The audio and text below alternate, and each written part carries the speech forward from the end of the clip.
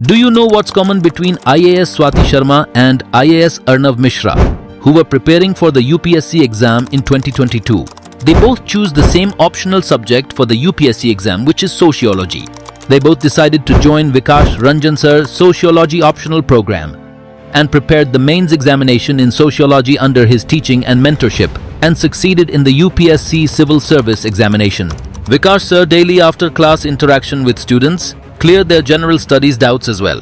Just like IAS Swati Sharma and IAS Arnav Mishra, many others also followed Vikash Ranjan Sir guidance and teaching for preparation of sociology optional. And remember, success is not a matter of chance, rather right choice. Thousands of toppers made right choice by joining Vikash Ranjan Sir for sociology and essay preparation. That is a solution for 750 marks in mains. Make right choice and subscribe our courses for sociology optional, essay, ethics and CSAT. Hello everyone, मेरा नाम आकाश कुमार है। मुझे 68 BPSC में 9वीं rank प्राप्त हुई है। मेरा background की बात करूं तो मैं बिहार के वेस्ट चंपारण जिले से बिलोंग करता हूं। मेरी स्कूलिंग गांव के सरकारी स्कूल से हुई है।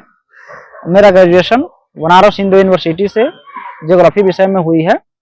2021 में ग्रेजुएशन कंप्लीट होने के बाद मैं सिविल सेवा की तैयारी में जुट गया था। मैंने 2022 का यूपीएससी का मैं फर्स्ट अटेम्प्ट दिया था, जिसमें मेरा प्रीलिम्स क्लियर नहीं हुआ। उसके बाद से मैं बीपीएससी की तैयारी में लग गया और 68 में मैं फर्स्ट टाइम क्लियर हुआ, जिसमें मुझे ये सफलता प्राप्त हुई है। इस वीडियो में हम लोग मेंस और इंटरव्यू के स्ट्रेटजी के बारे में बात करेंगे। जैसा कि आप सभी जानते हैं कि मेंस में बीपीएससी में मेजर 3 चेंजेस देखने को मिले हैं। पहला, ऑप्शनल के रोल को घटाकर ऐसे पेपर को इंट्रोड्यूस किया गया है। दूसरा, नंबर ऑफ क्वेश्चंस इंक्रीज हो गए हैं। पहले 8 लॉन्ग क्वेश्चन ही करने होते थे, लेकिन अभी एक लॉन्ग क्वेश्चन को हटाकर उसके जगह पर 5 कंपल्सरी शॉर्ट क्वेश्चंस इंक्लूड किए गए हैं। तो टोटल 20 क्वेश्चन पूछे जा रहे हैं। और तीसरा चेंज जो हुआ है वो है कि अब नए क्वेश्चंस भी पूछे जा रहे हैं। जैसे पहले होता था कि आप पीवाईक्यू के क्वेश्चंस को आप कर लीजिए, उसी में से क्वेश्चन फंस जाते थे मेंस में स्पेशली, लेकिन अब ऐसा नहीं रह गया है। शॉर्ट में नए नए क्वेश्चन पूछे जा रहे हैं, शॉर्ट क्वेश्चंस में, लॉन्ग में भी नए क्वेश्चन 68 में स्पेशली पूछे गए थे। तो इसकी हम लोग अगर डिटेल स्ट्रेटजी की बात करें तो मेंस में आप जानते हैं कि 5 पेपर होता है। पहला हिंदी, दूसरा GS1, तीसरा GS2, फोर्थ एसे और फिफ्थ आपका ऑप्शनल। इसमें हिंदी और ऑप्शनल का पेपर सिर्फ क्वालिफाइंग है, जो कि इजीली आप थोड़ा सा भी अगर आपको हिंदी का नॉलेज है तो बेसिक नॉलेज से भी आप क्लियर कर लेंगे। हिंदी में बेसिकली संज्ञा, सर्वनाम, विशेषण, इन सब के भेदों को पूछा जाता है। और 1-2 साल के अगर आप क्वेश्चन आप कर लें तो आप क्वालिफाई आराम से कर सकते हैं। पर्यायवाची शब्द वगैरह भी पूछे जाते हैं, जो कि 10th लेवल के क्वेश्चन होते हैं। ऑप्शनल में चूंकि वो MCQ बेस्ड हो गया है, तो आप अगर अपने सब्जेक्ट को अच्छे से पढ़े हो तो आप आराम से उसमें भी क्वालिफाई कर लीजिएगा। हम लोग अब GS1 के डिटेल स्ट्रेटजी के बारे में बात करेंगे। GS1 में 3 सेक्शन होते हैं। सेक्शन 1 में history and culture, section 2 current affair और सेक्शन 3 DI का है। अगर हम DI सेक्शन की बात करें तो इसका इंपॉर्टेंस यह है कि अगर आप अपने सारे क्वेश्चन सही करके आ गए हैं तो आपको 72 में 72 मार्क्स मिल सकते हैं। इसके लिए जरूरी है कि आप पीवाईक्यू में जो DI से क्वेश्चंस पूछे गए हैं उसको आप अच्छे से सॉल्व करें। अगर आपका मैथ बैकग्राउंड रहा है, आप अगर मैथ में अच्छे हैं तो आपको इस सेक्शन से डील करने में बहुत परेशानी नहीं होने वाली है। लेकिन अगर आपका मैथ का बैकग्राउंड नहीं रहा है और आपको मैथ से सॉल्व करने में दिक्कत होता है तो 4-5 बेसिक टॉपिक्स होते हैं, जैसे परसेंटेज, एवरेज, रेशियो, इन सबको आप क्लियर कर लें। इन सब का आप बुक से बना लें और साथ में DI का अधिक से अधिक प्रैक्टिस करें। चूंकि इसमें अगर आपका क्वेश्चन सही है, अगर आंसर आपका सही है तो आपको पूरे मार्क्स मिलने की संभावना है, जो कि GS1 में आपके सिलेक्शन में बहुत हेल्प करेगा। GS1 के सेक्शन 1 की बात करें, जिसमें हिस्ट्री और आर्ट एंड कल्चर होते हैं, तो मैंने हिस्ट्री के लिए जो स्पेक्ट्रम की बुक्स को मैंने पहले प्रीलिम्स के लिए पर्सपेक्टिव से पढ़ा हुआ था, अब उसमें मेंस के पर्सपेक्टिव से मैंने नोट्स बनाए हुए थे। और जो भी इंपॉर्टेंट टॉपिक्स है, जैसे non cooperation movement, quit India movement, इन सब का मैंने अच्छे से नोट्स बना लिए थे स्पेक्ट्रम बुक्स को यूज करके। तो ये मुझे वहां काम किया। बिहार स्पेशल जो हिस्ट्री से क्वेश्चन आते हैं, जैसे कुंवर सिंह का फ्रीडम स्ट्रगल में रोल, बिहार के फार्मर्स का एजुटेशन, या फिर नॉन कॉपरेशन मूवमेंट में बिहार का रोल, तो इसके लिए मैंने केबीसी नैनो के बुक को रेफर किया था। और साथ ही परम IAS कोचिंग इंस्टीट्यूट के हिस्ट्री के बुकलेट्स अवेलेबल हैं जिसमें बिहार को अच्छे से कवर किया गया है। और जो 3 थिंकर्स को स्पेशली हिस्ट्री में पढ़ना होता है, महात्मा गांधी, जवाहरलाल नेहरू और रविन्द्रनाथ टैगोर, इसके लिए मैंने परम IAS के बुक को कंप्रिहेंसिव रूप से रेफर किया था। और साथ ही इंटरनेट से मैंने यूनू के मटेरियल से भी नोट्स रेफर करके और बहुत अच्छे नोट्स तैयार कर लिए थे।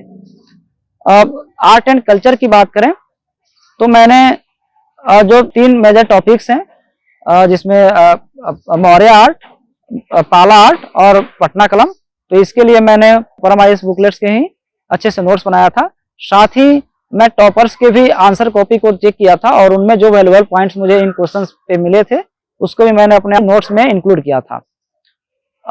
इसमें मैं अगर आंसर राइटिंग की बात करूं GS 1 के हिस्ट्री वाले सेक्शन में, तो यहाँ जरूरी हो जाता है कि आप ज़्यादा से ज़्यादा डायग्राम यूज करें। जैसे हिस्ट्री में अगर आपको 1857 का रिवोल्ट के बारे में पूछा गया तो आप वहाँ इंडिया का मैप बनाएं, दिखाएं कि किन किन रीजन्स में कौन कौन से रीजन्स अफेक्टेड थे। और साथ ही अगर आप किसी हिस्टोग्राफी को आप रेफर करें, जैसे मौर्यन में आप इंडिका को रेफर करें, मेगास्थनीज के इंडिका को रेफर करें, तो इस तरह से आप किसी हिस्टोरियन के पॉइंट ऑफ व्यू को भी रेफर करने की कोशिश करें। जैसे मैं चंपारण सत्याग्रह में मैं रेफर किया था हिस्टोरियन का रिमार्क्स को, तो आप इससे आपका जो आंसर है वो स्पेसिफिक दिखता है और आपको अच्छे मार्क्स मिलने की संभावना बढ़ जाती है। जो सेक्शन 2 है करंट अफेयर्स का, इसके लिए मैंने प्राइमरली विजन के मंथली मैगजीन को ही रेफर किया था। जो मेंस का डेडलाइन होता है, जो डेट होता है, उसके पहले के लास्ट 6 मंथ के विजन का करंट अफेयर बहुत ज्यादा इंपॉर्टेंट हो जाता है और मैंने प्राइमरली इसी को रेफर किया। आप मेंस 365 से भी IR के लिए स्पेशली जो ऑर्गेनाइजेशंस होते हैं जैसे G20 है या फिर बिम्स्टेक हो गया, तो इन सब के जो 6-7 मेजर ऑर्गेनाइजेशन से आप उसका नोट्स बना लें, क्योंकि ऑर्गेनाइजेशन भी बहुत ज्यादा पूछे जाते हैं। करंट में जो शॉर्ट क्वेश्चंस आ रहे हैं उसको लेकर बच्चों में परेशानी रहती है कि कहीं से भी क्वेश्चन पूछ दिए जा रहे हैं करंट सेक्शन में, तो मेरा ये मानना है कि उसमें आपको परेशान होने की जरूरत नहीं है। आप विजन के लास्ट 6 मंथ को ही अच्छे से रेफर करें। उसके जो विजन के मैगजीन में ही जो शॉर्ट न्यूज होते हैं उनमें भी आपको जो इंपॉर्टेंट लगे उनको रेफर करें, क्योंकि उसे शॉर्ट क्वेश्चन के रूप में पूछा जा सकता है। लेकिन जैसे 5 क्वेश्चन आपको कंपल्सरी रूप में आंसर करना है, तो जरूरी नहीं कि आपको 5 क्वेश्चन आए ही। अगर आपको 3-4 क्वेश्चन भी अच्छे से आ रहे हो तो 1-2 क्वेश्चन जो आंसर राइटिंग में आपका जो हैबिट बिल्ड हुआ है उसकी मदद से थोड़ा सा भी इन्फॉर्मेशन हो तो आप 1 पेज 1.5 पेज का आंसर आप आराम से फ्रेम कर पाएंगे। इसलिए आपको बहुत ज्यादा सोर्सेस को बहुत ज्यादा रेफर नहीं करा करंट अफेयर्स के लिए। आप अपने जो भी सोर्सेस हैं उसको कंसल्टेट कीजिए। तो GS 1 में मैंने आपको अपनी बुक लिस्ट के बारे में मैंने जो सोर्सेस रेफर किया उसके बारे में मैंने बता दिया। GS 2 में भी 3 सेक्शन होते हैं। पहला जो सेक्शन 1 है उसमें पॉलिटी, सेक्शन 2 ज्योग्राफी और इकोनॉमी, सेक्शन 3 में साइंस एंड टेक पूछे जाते हैं। सेक्शन 1 जो कि पॉलिटी है, इसके लिए मैंने लक्ष्मीकांत को ही रेफर किया था। मैंने लक्ष्मीकांत से और ओनली IAS के प्रहार सीरीज से, दोनों से मिलाकर मैंने जो भी PYQ थे, जो भी प्रीवियस ईयर क्वेश्चंस के जो भी टॉपिक्स पूछे गए हैं उनमें मैंने कॉम्प्रिहेंसिव नोट्स बनाया था, एकदम डिटेल्ड नोट्स जिसमें डायग्राम्स, फैक्ट्स, कॉन्स्टिट्यूशनल जो अमेंडमेंट्स हैं या सुप्रीम कोर्ट केसेस हैं, मैंने सारे टॉपिक्स पे जो भी PYQ में है उन पे बहुत अच्छे से नोट्स बना लिया था। और साथ ही मैं नोट्स बनाने के लिए वेबसाइट्स को भी रेफर किया, जैसे दृष्टि IAS का वेबसाइट हो गया या फोरम IAS ब्लॉग्स हो गया, तो ये सब मैंने रेफर किया। एक और चीज की विजन का जो मेंस 365 होता है पॉलिटी के लिए, उसे रेफर करने से ये फायदा होता है कि जो पॉलिटी में करंट के डेवलपमेंट्स हो रहे हैं वहां से वो आपका कवर हो जाता है, जो लक्ष्मीकांत में कवर नहीं किया गया रहता है। GS 2 की बुक लिस्ट की बात करें तो GS 2 अभी सबसे ज्यादा डायनेमिक पोर्शन हो गया है, और सबसे ज्यादा वाइड रेंज है, ये किसी एक बुक से कवर नहीं किया जा सकता है। इसके लिए मैं इकोनॉमिक्स की बात करूं तो बिहार रिलेटेड जो क्वेश्चन आते हैं उसके लिए मैं बिहार का इकोनॉमिक सर्वे, जो लगभग 600 पेज का एक बल्कि डॉक्यूमेंट है, मैंने उसको थॉरोली रीड किया था। मैंने उससे एक डिटेल्ड नोट्स भी बनाया था। जैसे 67 में जीविका वाला क्वेश्चन था, वो डायरेक्ट बिहार के इकोनॉमिक सर्वे से पूछा गया था। 68 में जो राइट बेस्ड ई सर्विसेज के बारे में क्वेश्चन था, शॉर्ट क्वेश्चन, वो भी बिहार इकोनॉमिक सर्वे से डायरेक्ट सॉल्व हो रहा था।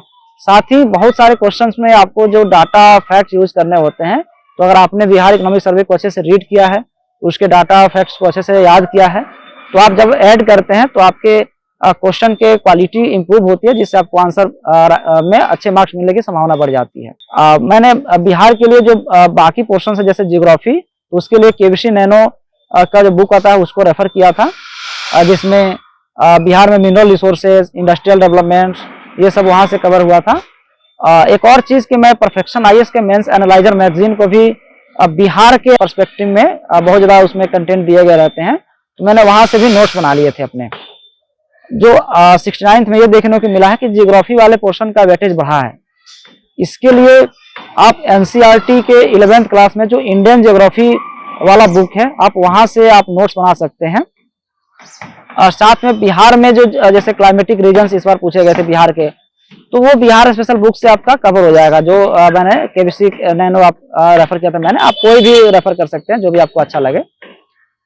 इकोनॉमिक्स में मैं एक और चीज़ ऐड करना चाहूँगा कि आप विजन आईएएस के मेंस 365 जो इकोनॉमिक्स के लिए बुकलेट आती है, आप उसे रेफर करके जो भी पीवाईक्यू में जो भी टॉपिक्स इकोनॉमिक्स से पूछे गए हैं, आप उसका अच्छा से नोट्स बनाएं। मैंने एक और चीज़ किया था कि लास्ट के 2 इयर्स के विजन आईएएस मैगजीन को मैं डाउनलोड किया था, और इकोनॉमिक्स सेक्शन से जो भी रेलिवेंट टॉपिक्स उसमें कवर किए गए हैं, जो बीपीएससी के सिलेबस से और पीवाईक्यू से मैच करते थे, मैंने वहाँ से बहुत अच्छे से नोट्स बनाया था।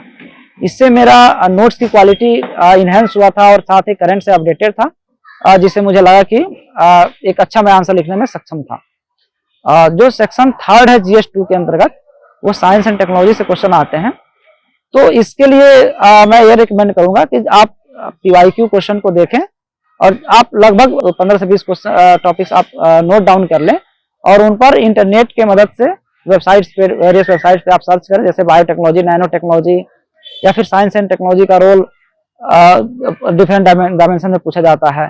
तो ये सब आप अपना नोट्स बना लें।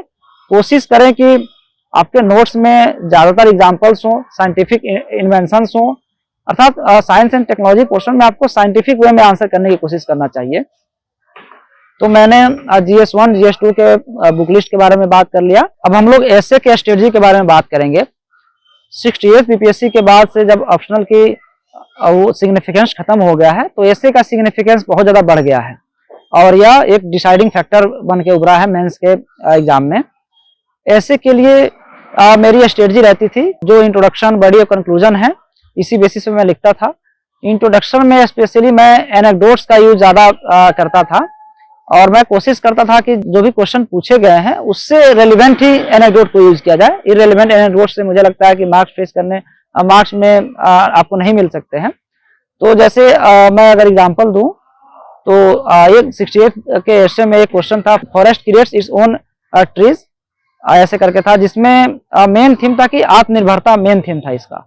तो इसके लिए मैंने महाभारत के एकलव्य का एग्जाम्पल दिया था। गुरु द्रोणाचार्य के पास वो शिक्षा प्राप्त करने गए, लेकिन उन्होंने किसी कारणवश मना कर दिया, जिससे वो एकलव्य ने अपने आप को सेल्फ टॉक किया, सेल्फ लर्निंग की, और एक अच्छे धनुर्धर के रूप में उभरे, अर्थात वो आत्मनिर्भर बने। इसमें मैं बहुत सारे एग्जाम्पल को भी इंक्लूड किया था, जैसे अमेरिका अमेरिका का जो ग्रीन रेवोल्यूशन के जस्ट पहले जो रेस्पॉन्स था PL 480 के अंतर्गत, उन्होंने 3rd क्वालिटी के व्हीट इंडिया को एक्सपोर्ट किए थे, चूंकि उसमें इंडिया पाकिस्तान वार चल रहा था। तो इंडिया ने अपना ग्रीन रेवोल्यूशन इनिशिएटिव लाया और हम फूड ग्रेन के प्रोडक्शन में आत्मनिर्भर बन गए।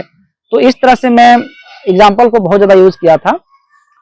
इंट्रोडक्शन लिखने के बाद मैं थीसिस स्टेटमेंट लिखना प्रेफर करता हूं, जिसमें मैं यह आउटलाइन करता हूं कि फर्दर बॉडी में जो भी ऐसे का बॉडी है उसमें मैं किन किन टॉपिक्स पे बात करने वाला हूं। और थीसिस स्टेटमेंट के बाद जस्ट मैं हिस्टोरिकल पर्सपेक्टिव देता हूं। जो भी क्वेश्चन है उसको मैं हिस्ट्री में जाकर उससे रिलेवेंट एग्जाम्पल्स को यूज करता हूँ, जिससे थोड़ा सा मुझे अच्छा लगता है उसको करना। बॉडी के लिए मैं ये रिकमेंड करूंगा कि आप अधिक से अधिक डायमेंशंस को कवर करें, जैसे पेस्टर फार्मूला हो गया, पॉलिटिकल, इकोनॉमिक, सोशल, तो आप ऐसे करके आप अपने आंसर को लिख सकते हैं। साथ में जैसे individual basis, societal basis, national, international level पर आप लिख सकते हैं। एक तीसरा स्ट्रेटजी होता है कि आप जो भी फिलोसफिकल ऐसे है तो आप उसको विभिन्न डायमेंशन में जस्टिफाई करें, फिर उसका काउंटर आर्गुमेंट दें, और तीसरा वे फॉरवर्ड दें।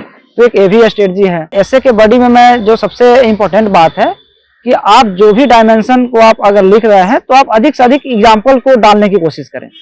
एग्जाम्पल से आपके ऐसे की ऑथेंटिसिटी बढ़ती है, आपके नॉलेज का डेप्थ बढ़ता है, और साथ में आप अगर फेमस राइटर के बुक्स को आप अगर कोट करें तो इससे भी आपकी ऐसे की क्वालिटी बढ़ती है।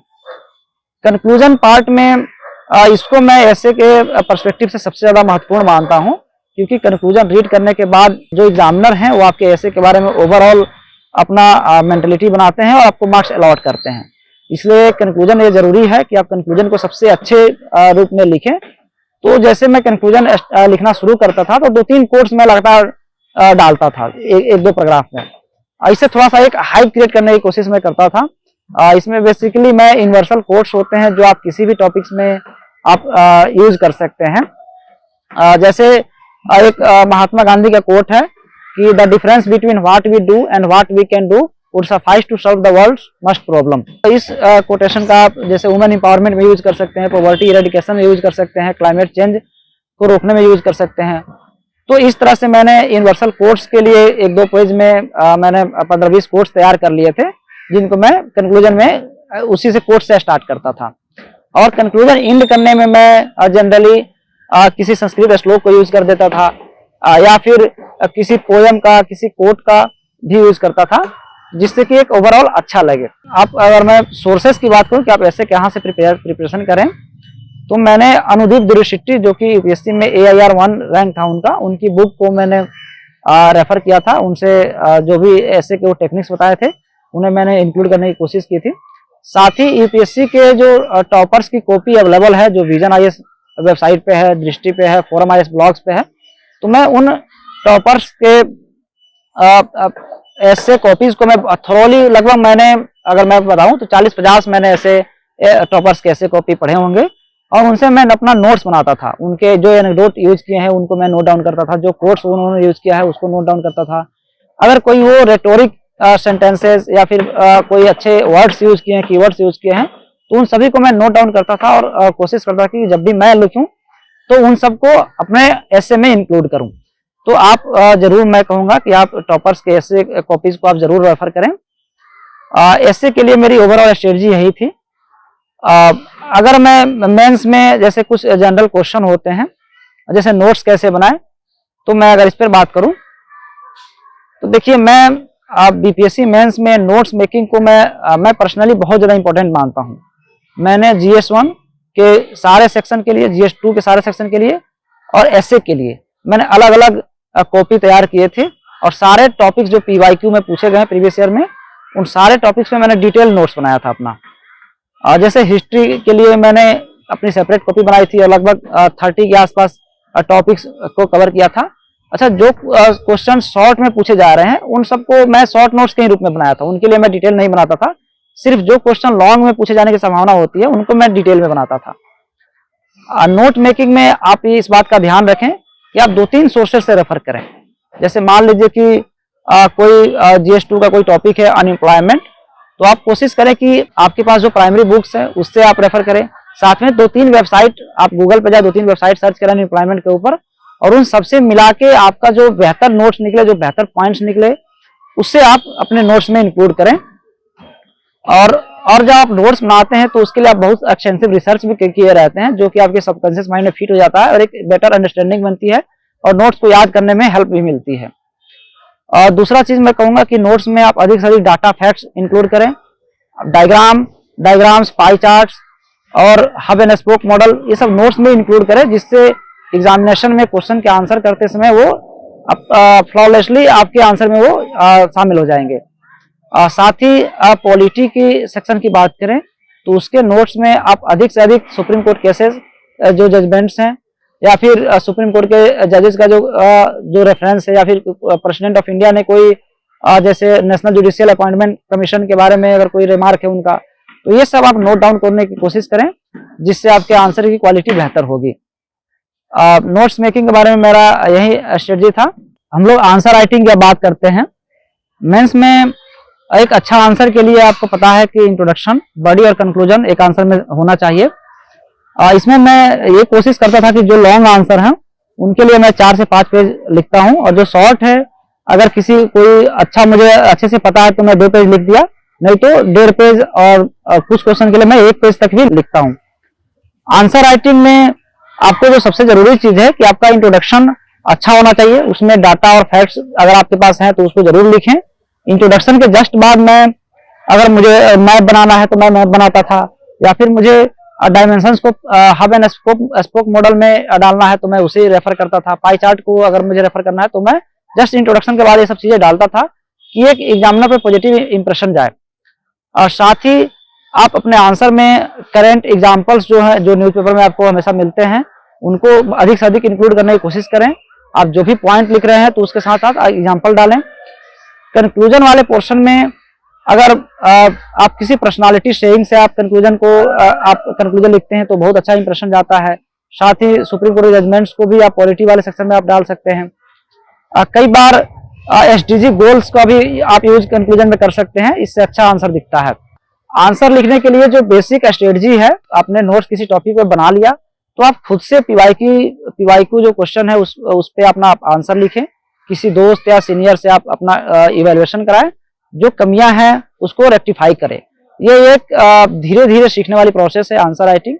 आप अगर शुरू में आपको लिखने में दिक्कत हो रही हो, आपको पॉइंट जनरेट करने में दिक्कत हो रही है, तो आप पैनिक ना करें। आप इसको नोट्स को अपने बार बार रिवाइज करते रहें और फिर लिखने की कोशिश करें, धीरे धीरे आपको भी आ जाएगा। मैं अपना बात करूं तो 68 बीपीएससी के मेंस के पहले लगभग एक मंथ तक हम और मेरे जो दोस्त साथ में हम लोग बीपीएससी की तैयारी करते थे, तो लगातार हम लोग 1 मंथ तक टाइम बाउंड मैनर में आंसर लिखते थे। जैसे शुरू में 2 घंटे में 5 लॉन्ग आंसर लिखते थे और बाद में 3 घंटे रिग्रेस लिखते थे डेली। तो इससे एक चीज ये फायदा हुआ कि लिखने की स्पीड इंप्रूवमेंट हुआ, और दूसरा कि कुछ क्वेश्चन जो हमको नहीं आ रहे हैं तो उसको भी एट द मोमेंट हम कैसे पॉइंट जनरेट करें, उस पर कैसे हम इंट्रोडक्शन डेवलप करें, उसका बॉडी में कैसे पॉइंट जनरेट करें, तो इसकी भी एक आर्ट डेवलप हो गई थी। जैसे अभी जो नंबर ऑफ क्वेश्चन बहुत ज्यादा इंक्रीज हो गए हैं, शॉर्ट क्वेश्चन में कई सारे नए क्वेश्चन भी पूछे जा रहे हैं, तो आपको वहां ऑन द मोमेंट आपको अपने पॉइंट वहां जनरेट करने पड़ते हैं। तो अगर आपने इनफ आंसर राइटिंग की प्रैक्टिस किया है, नए आंसर्स भी आपने लिखने का एक हैबिट डाला हुआ है, तो एग्जामिनेशन हॉल में अगर कुछ शॉर्ट क्वेश्चंस में नए क्वेश्चन अगर पूछे जाते हैं तो भी अगर आपको 1-2 लाइन का भी इंफॉर्मेशन उसके बारे में है तो आप 1 पेज ऑलमोस्ट आप आराम से लिख पाइएगा। आंसर राइटिंग में मेरी यही स्ट्रेटजी थी। अब हम लोग इंटरव्यू वाले फेज की बात करेंगे। हाल ही में बीपीएससी ने मार्कशीट रिलीज किया है जिसमें मुझे 85 मार्क्स प्राप्त हुए हैं, जो कि एक बहुत ही डिसेंट मार्क्स कहा जाएगा। इंटरव्यू देखिए बेसिकली वो पर्सनालिटी टेस्ट है, आपका नॉलेज का कोई टेस्ट नहीं होता है। उसके लिए चूंकि आपने मेंस क्वालिफाई किया है तो जो बेसिक क्वेश्चन वहां पूछे जाएंगे आप उसको बताने में सक्षम हैं। बस ये कोशिश ये करनी होती है कि आप जो भी आप आंसर डिलीवर कर रहे हैं इंटरव्यू के समय में वो आप स्पष्ट हो, आपके अंदर कॉन्फिडेंस हो, फ्लॉलेसली आप बीच में अटके नहीं, आप जो भी पूछा जा रहा है उसको टू द पॉइंट कंसाइज रूप में आप आंसर दे रहे हो। बस ये सब क्वालिटी ही चेक किए जाते हैं। जैसे मैं अपने इंटरव्यू एक्सपीरियंस की बात करूं तो मेरा इंटरव्यू रियल इंटरव्यू 12 मिनट के आसपास चला था, जो कि एक एवरेज इंटरव्यू था। उसमें मुझसे चेयरमैन ने शुरू में इंटर करते ही मेरे ग्रेजुएशन सब्जेक्ट के बारे में, ग्रेजुएशन ईयर के बारे में पूछा, फिर मेरी पोस्ट प्रेफरेंस और हॉबी के बारे में पूछे। उसके बाद जो बाकी मेंबर्स थे उनमें जियोलॉजिकल सर्वे ऑफ इंडिया का कब फॉर्मेशन हुआ ये पूछा गया, जिसके लिए मैंने सॉरी बोला था। मैं एक चीज बता दूं कि मैंने लगभग 3 बार अपने 12 मिनट के इंटरव्यू में सॉरी बोला था, जो कि आप समझ सकते हैं कि एक लोगों के लिए लगता है कि सॉरी बोलना लोग का एक मिथ है कि सॉरी बोलने से आपके नंबर करते हैं, जबकि मेरे साथ ऐसा नहीं हुआ। 85 मार्क्स बहुत अच्छे मार्क्स कहे जाएंगे। मैं यही कहना चाहूंगा कि जो भी आपको क्वेश्चंस के आंसर ना आ रहे हो तो आप आराम से सॉरी बोलें, कोई दिक्कत नहीं है, और आपका नॉलेज टेस्ट नहीं हो रहा है। एक मैम थी जिन्होंने मुझसे जीआई टैग के बारे में पूछा कि जीआई टैग क्या होता है, बिहार में किन किन प्रोडक्ट्स को जीआई टैग मिला हुआ है। एक सिचुएशन बेस्ड क्वेश्चन भी पूछा गया था कि अगर पटना में कोई दुकान है जो खाजा बनाता है, लेकिन दुकान पर लिखा हुआ है सिलाव खाजा एक जिसको जीआई टैग मिला हुआ है और नालंदा का प्रोडक्ट है, तो पटना में अगर कोई दुकान खाजा बनाकर सिलाव खाजा के नाम से बेचता है तो क्या यह सही है या गलत है। तो इसका मैंने आंसर किया था। मेरा जो इंटरव्यू था उसमें मेजरली ऑप्शनल सब्जेक्ट से ज्यादा पूछा गया था, जिसमें मुख्य रूप से जैसे लैटिट्यूड और लॉन्गिट्यूड एक दूसरे को कहाँ मिलते हैं, एक दूसरे से कहाँ मिलते हैं, फिर इक्विनॉक्स क्या होता है, 21 दिसंबर को क्या होता है, ऐसे बेसिक ज्योग्राफी से क्वेश्चन पूछे गए थे। पोस्ट प्रेफरेंस से भी एक क्वेश्चन आया था कि जैसे मेरा Bihar education service first preference था, तो इससे पूछा गया था कि अगर आपका सिलेक्शन इसमें हो जाता है तो टीचर टाइम पर नहीं आते हैं, तो इसके लिए आप कौन कौन से स्टेप लीजिएगा। तो मैं इंटरव्यू के लिए बेसिकली यही कहूंगा कि आप अपने डैफ को, अपने ऑप्शनल और ग्रेजुएशन सब्जेक्ट को अच्छे से प्रिपरेशन करें और साथ में कॉन्फिडेंस रखें। आप बोलने की प्रैक्टिस बार बार करें, उसके लिए आप मिरर प्रैक्टिस कर सकते हैं। अपने फ्रेंड्स के साथ ग्रुप मीटिंग में आप अपना एक मॉक इंटरव्यू कंडक्ट करा सकते हैं और कोचिंग्स में भी आप अधिक से अधिक मॉक दें, जिससे आप अपने थॉट को उस कम टाइम में भी आप अच्छे से प्रिसाइजली आप बताने में सक्षम हो पाएं। आप मुझसे फर्दर जुड़ना चाहते हैं तो मेरे टेलीग्राम चैनल जिसका नाम है आकाश कुमार 68 बीपीएससी रैंक 9 को ज्वाइन कर सकते हैं। यहाँ मैं लाइव सेशन लिया करूंगा और आपके जो पर्सनल क्वेरीज होंगे उसे भी सॉल्व करने की कोशिश करूंगा। अंत में मैं डीकेटी टीम को थैंक यू बोलना चाहता हूं, जिन्होंने मुझे अपने स्ट्रेटजी शेयर करने के लिए मौका दिया। बहुत बहुत धन्यवाद।